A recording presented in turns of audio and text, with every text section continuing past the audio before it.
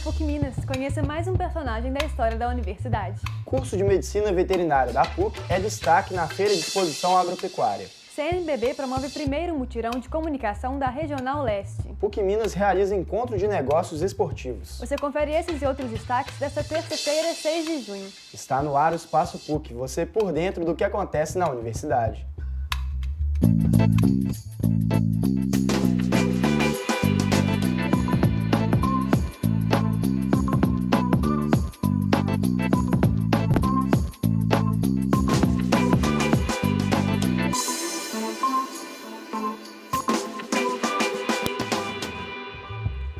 Boa tarde. Boa notícia para os alunos da PUC Minas já graduados. A universidade está com inscrições abertas para o programa especial de bolsas parciais de estudos, referente ao segundo semestre desse ano. Estudantes graduados na PUC Minas e sem débito com a instituição podem ter 50% de desconto na semestralidade para iniciar uma nova graduação. As inscrições para o processo seletivo podem ser feitas no site pucminas.br e vão até o dia 26 de junho. Se você é ex-aluno e pensa em uma segunda graduação, não vai perder essa oportunidade, né? Bom, agora nós vamos ao vivo para a redação, porque o Júlio César Puyat tem mais destaques para a gente. Boa tarde, Júlio. Boa tarde, Érico, Isabela, você que nos assiste. E olha, hoje a gente separou uma notícia de oportunidade muito bacana para os universitários aqui da PUC Minas. A mineradora Vale abriu 76 vagas de estágio para 34 cursos superiores diferentes aqui em Minas Gerais. O processo seletivo será composto por etapas de entrevistas coletivas e dinâmicas de grupo. A carga horária pode variar entre 20 a 30 horas semanais, a depender da função escolhida pelo universitário. A Vale disse que não cobrirá quaisquer tipos de custos envolvidos do translado durante os processos da etapa seletiva. E as inscrições podem ser feitas, atenção, até amanhã, dia 7 de junho, através do site vale.com. Confira agora outras notícias da nossa agenda.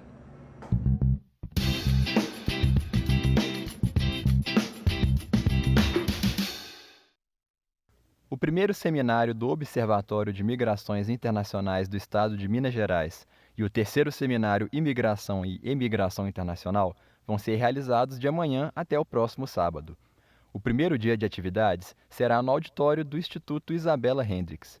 Nos outros dias, a programação acontece na PUC Minas Praça da Liberdade.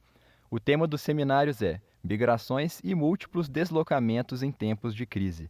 A realização é do OBMinas. Mais informações no portal pucminas.br. Estão abertas as inscrições para o 6º Congresso Internacional da Associação Brasileira Multidisciplinar de Estudos sobre Drogas, a ABRANDE. O encontro acontece entre os dias 8 e 10 de novembro, no Campus Coração Eucarístico. É destinado a pesquisadores, profissionais, estudantes, sociedade em geral, movimentos sociais, ONGs e demais interessados. As inscrições podem ser realizadas até o dia 10 de junho, no site Congresso Internacional 2017.abrande.org. Está marcada para os dias 19 e 20 de junho a 17ª Semana de Entretenimento, Jogos e Animação na PUC Minas São Gabriel. O projeto é uma realização do curso de Jogos Digitais da universidade. Estão previstas palestras e oficinas sobre artes, programação e game design, além de estandes de diversas empresas do ramo. O evento é gratuito e aberto à comunidade acadêmica. Mais informações no site jogos.praça, sem o cedilha, @pucminas.br. Atividades extraclasse fazem parte de uma formação mais completa do aluno. Pensando nisso, estudantes do curso de Medicina Veterinária participaram da Feira de Exposição Agropecuária. O evento reuniu diversos produtores e pessoas envolvidas no meio rural. Vamos conferir na reportagem o que rolou por lá. O setor agropecuário representa cerca de 30% do Produto Interno Bruto de Minas Gerais. E o Parque de Exposições da Gameleira recebeu os principais produtores rurais do estado em mais uma exposição agropecuária mineira. A PUC Minas também marcou presença no evento com uma série de oficinas e palestras, que mostraram ao público uma parte do trabalho de formação do curso de Medicina Veterinária. Uma das atividades foi a palestra sobre controle de pragas, tema de grande interesse para os produtores rurais. O tema da palestra é sobre controle de carrapatos em bovinos e equinos, que é extremamente importante, na área da medicina veterinária, visto que a maioria das doenças que nós temos geralmente são ocasionadas por pragas. A participação do curso de Medicina Veterinária da PUC Minas na exposição reforça o caráter experimental da graduação, um ponto que estimula o aluno a comprovar os conhecimentos aprendidos em sala de aula na observação do comportamento dos animais. Os nossos alunos, eles, além da parte teórica, né, através de palestras, de grupos, das próprias disciplinas, eles acompanham, né, atividades de campo, de controle, no meu caso, de doenças parasitárias dos animais. Os alunos que participaram da exposição ainda tiveram a oportunidade de apresentar alguns dos projetos desenvolvidos na universidade. Para os interessados, não faltam possibilidades. Tem vários projetos de extensão, várias oportunidades da gente, inclusive, implementar novos projetos, e projetos que atendam não só a instituição em si, mas a comunidade de Betim como um todo. É um campo aberto a realização de projetos lá na PUC. Basta você querer estudar, ir atrás, escrever seu projeto e procurar um orientador e seguir em frente e estabelecer esse projeto. A PUC Minas foi sede do primeiro Mutirão Regional de Comunicação. O evento, promovido pela Pastoral de Comunicação da Regional Leste de BH, aconteceu aqui no Campus Coração Eucarístico. Veja na reportagem. Bispos e arcebispos, padres e profissionais da área de comunicação se reuniram na PUC Minas para trocar experiências, ampliar conhecimentos e refletir sobre as novas formas de comunicação da igreja. A igreja nasce da comunicação de Deus. E a comunicação, ela é uma dimensão constitutiva do ser humano. Se quiser pregar o evangelho, terá que saber comunicar. E quando a igreja começa a fazer essa reflexão, ela começa a perceber os seus limites e aprimorá-los. Por isso, debates como esse são importantes. Refletir sobre a comunicação é cada vez mais necessário, fundamental, na medida em que a gente vive exatamente essa era da informação, da circulação de conteúdos. E se no século XX a gente viveu aí a era da informação, a gente nesse século XXI está vivendo a era das interações. Na abertura do encontro, o destaque foi o debate sobre a comunicação adotada pelo Papa Francisco, importante personagem da Igreja Católica que vem agregando admiradores de todos os setores religiosos por suas ações e discursos. Santo Padre é um expert em comunicação. Ele comunica não só por palavras, ele cria imagens. Acho que isso nós devemos reaprender na igreja. E vai ser muito importante nós tratarmos da maneira como o Papa se comunica e também dos pressupostos da comunicação que ele tem trazido para a nossa reflexão. O Francisco, na verdade, o que acontece? Ele fala daquilo que as pessoas conhecem, não é um discurso desconhecido, porém profundo, denso.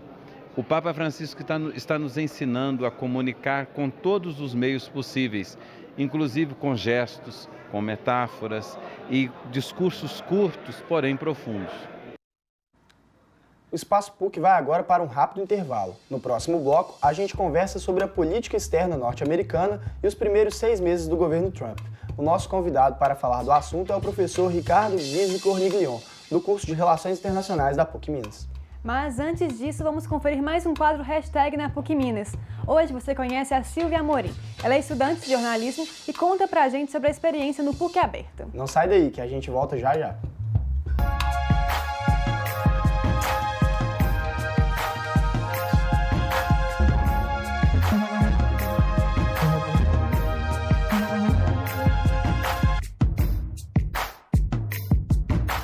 Eu participei da PUC Aberta porque eu acho que é um evento muito legal. Quando eu estava no ensino médio, eu participei também, eu vim conhecer a universidade e o que me motivou a entrar aqui foi justamente esse evento. Me ajudou bastante a tomar essa escolha e eu acho que é muito interessante porque eles me explicaram bastante sobre o curso, sobre como que a estrutura da PUC é muito boa, os professores são ótimos e o curso de jornalismo tem uma grande procura. Então eu achei muito interessante e eu quis participar para poder passar um pouco do conhecimento que eu tive nesses 3 períodos que eu estou aqui para outras pessoas também, para poder ajudar essas pessoas a se encontrarem talvez no curso de jornalismo. E além disso, os meninos que vieram no stand pareceram muito interessados no curso. Eles ficaram muito empolgados com o stand, porque tinha muitas coisas interativas. Então, eu fiquei muito feliz, porque é bom ver pessoas se interessando pelo jornalismo, se interessando pela área de comunicação e buscando ter uma formação nisso, porque é uma área muito legal.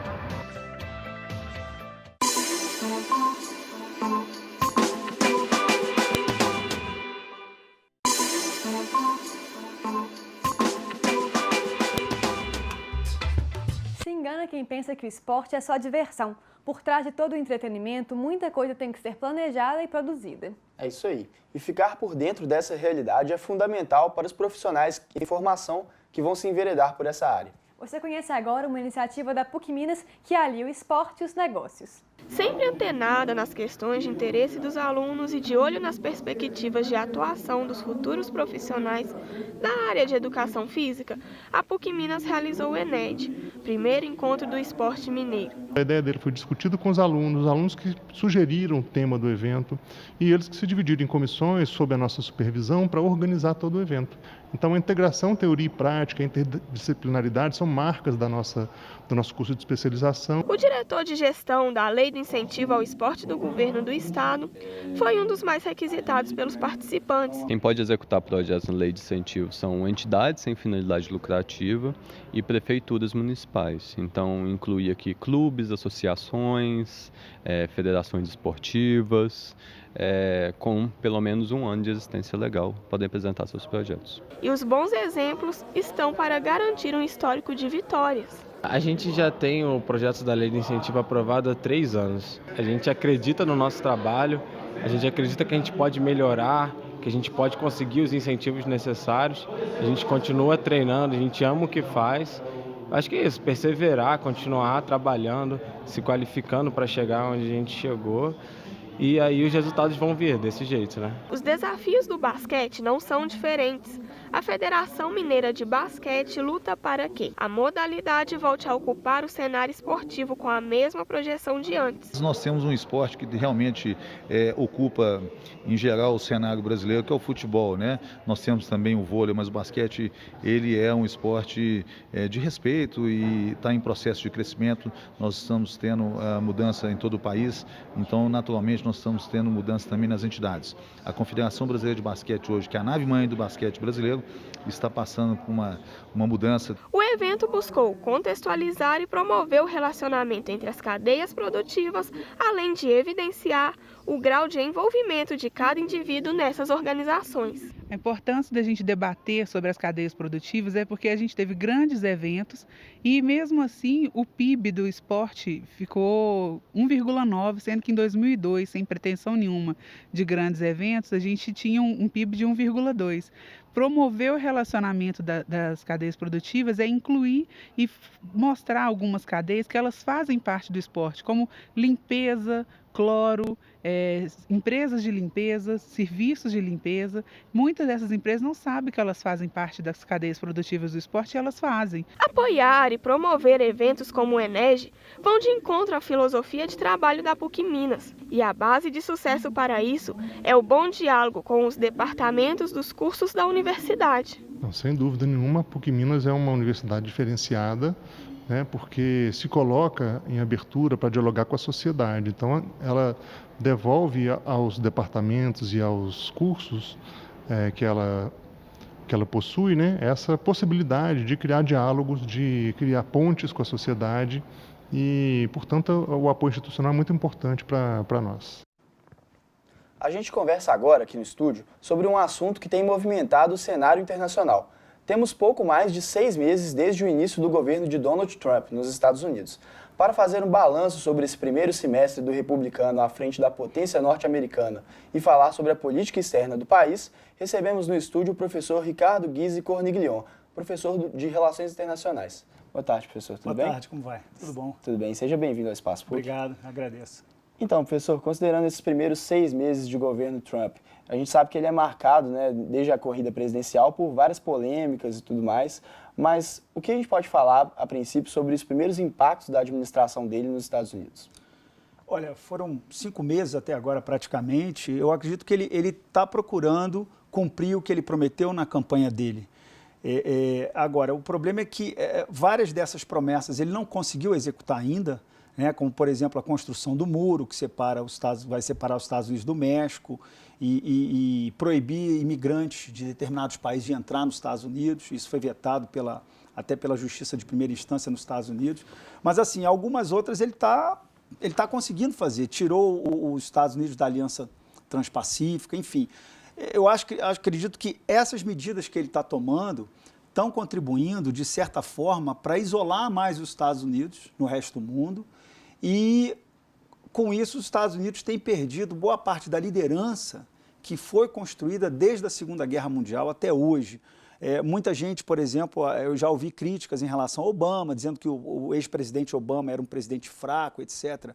Eu discordo, eu acho que o ex-presidente Obama foi um grande estadista. Né? Ele foi um presidente, parece que eu fugi, mas não, eu vou retomar. Parece que o presidente Obama, ele procurava dialogar antes de declarar guerra, ele negociou o acordo do clima, esse acordo climático de Paris com a China, e o Trump está fazendo exatamente o contrário, ele está tentando desconstruir tudo que o Obama fez, como, por exemplo, o Obamacare, que é uma espécie de SUS americano para a população de baixa renda. Ele tirou os Estados Unidos do Acordo de Paris, isso vai levar alguns anos ainda para sair, mas ele já falou que a intenção dele é essa. Então, assim, eu acredito que essas decisões que o Trump tomou nesses 5 meses e que ele vai tomar ainda, vai ser muito prejudicial para os Estados Unidos nos próximos anos e talvez também nas próximas décadas. Você citou essa questão do Acordo Climático de Paris, que os Estados Unidos se retirou dessa parceria recentemente. Qual é o impacto dessa e de outras medidas do presidente Trump em relação à proteção de áreas ambientais que podem ter impactos grandes nos Estados Unidos e no mundo também? Né? O primeiro impacto é o impacto prático, né?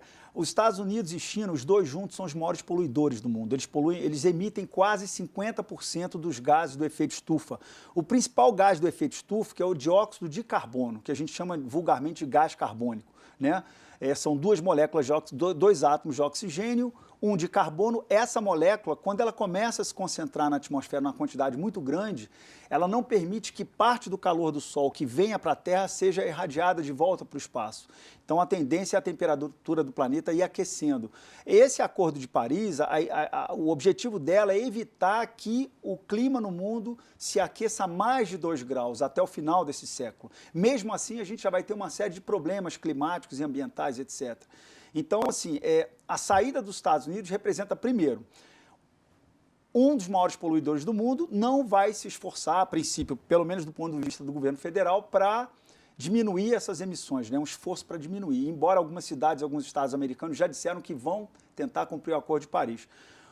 A outra consequência é que o Acordo de Paris ele prevê que os países avançados terão que destinar 100 bilhões de dólares para a ONU para investir exatamente nesse esforço de diminuir essas emissões. E os Estados Unidos sozinhos iam fazer um depósito de 2 bilhões. Então, provavelmente, esse dinheiro não vai ser depositado.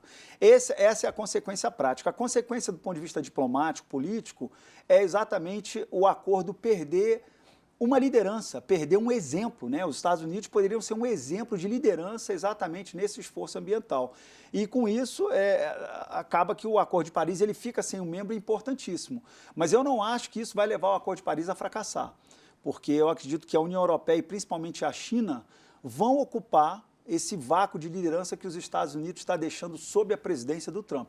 O mandato dele vai até 2020, se ele chegar lá, ele pode até ser reeleito. É claro que a partir de 2020 um outro presidente americano pode ser eleito e substituí-lo e mudar radicalmente a política externa americana, mas por enquanto, pelo que ele está fazendo, realmente é uma pena, é lamentável para o mundo, né? Não só do ponto de vista climático, em outros sentidos também, e para os americanos também. Eu acredito que tem muito cidadão americano com vergonha do presidente que eles têm. Eu sou um crítico do Trump, ferozmente. Sim. Em relação a essa consequência diplomática que você mencionou, você acha que essa postura mais explosiva, mais independente, de certa forma, do presidente Trump pode prejudicar as relações internacionais dos Estados Unidos com os demais países? Não, sem dúvida, já está prejudicando. Isso não é comum na diplomacia.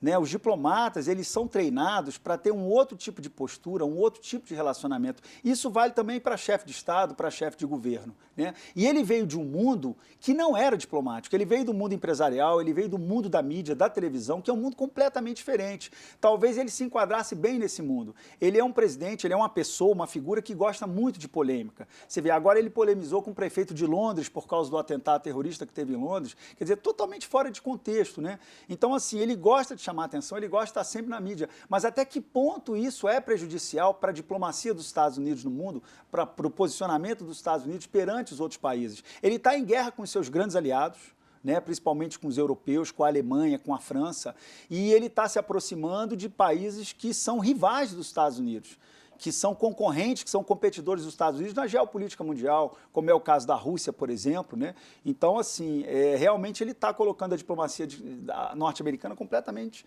de cabeça para baixo. Os próprios diplomatas americanos estão tendo dificuldade, eu tenho percebido isso pelo que eu tenho lido, eles estão tendo uma certa dificuldade para colocar em prática determinadas diretrizes do Trump, né? Ou porque elas são absurdas, ou então porque eles não concordam plenamente com ela.